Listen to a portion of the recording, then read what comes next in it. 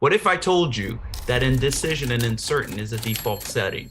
And what do I mean by a default setting? Means like when you're driving and you're in cruise control, that's a default setting. It sets you up in mileage, set speed, where if you go down a little bit, it kicks it back in gear. But there's actually a cruise control also with indecisiveness and uncertainty. Let's break that down. Let's figure out why is it that we do that. The very first thing, we're trying to control the outcome. We're trying to control the outcome of a decision that we're making. We're trying to control the outcome of that we are trying to accomplish. So that's why indecision and uncertainty comes up. The second thing about that is that we are lacking certainty of the truth. Like we don't know what the truth is, or it could be with somebody. We are lacking certainty of what is true. We're not very clear. We're not certain of what is true before us, what is true about a person, what is true about the situation. That also causes us to be indecisive and uncertain. The third thing is that we're not clear with our identity. We're not clear of who we are. So when you're not clear of who you are, you're not clear of your purpose, you're not clear of really how you're going to show up. You're not clear of your confidence. You're not clear of your ability. You're not really clear.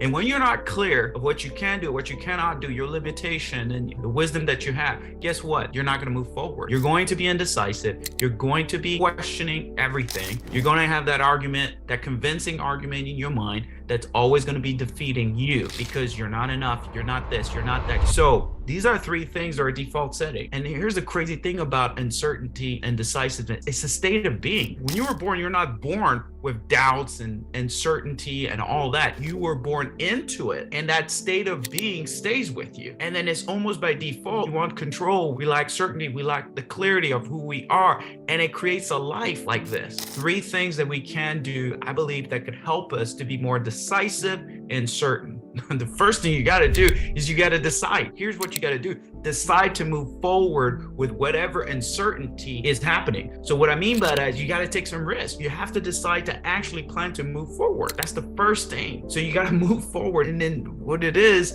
this argument inside of you. Instead of convincing you not to do something, make sure that it's in line with who you are. And then the argument is settled. Number two is discern the truth. Discern the truth. What do I mean by that? Discern the truth. Your thoughts, are they real? Are they not? Right? So how do I discern the truth? You ever been to the airport and you go through the TSA line, Transportation Security Administration? But I have a TSA for my mind, which is called a thought sorting assessment. A thought sorting assessment, which I assert all the thoughts. Are they real? Is my belief real about that event that I'm trying to do, or this person that I'm trying to pursue, or whatever it is that you're trying to do or trying to connect with? Is it real? Is this a real thing, or is this something that you fabricated in your mind? Last thing, you got to discover your true authentic self. But discovering your true authentic self when it comes to creates an unstable person.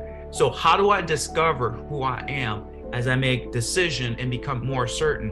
Well, confidence comes from you experiencing things. Confidence comes from you having the wisdom to do something, experience something, and you could get wisdom if you learn from that experience. That's where wisdom is born. So the more wisdom you have, the more decision you will make, the more certainty you have. And wisdom comes from you going through so many different things, but learning from it. A lot of times what we do is we wait. We're in the safe zone and we don't want to cross to the other side. Why? Because again, we're not certain. But if you decide and you discern and you take that step of discovering your true self by deciding, jumping in and going to the other side, guess what's going to happen? You're not going to be the same person. And you're going to discover truly who you are by going through everything that you went through, by deciding, by discerning, and by discovering. So those are the things that I believe gets you to that other side. And then the more you do that, the more confident you become, the more certain you become.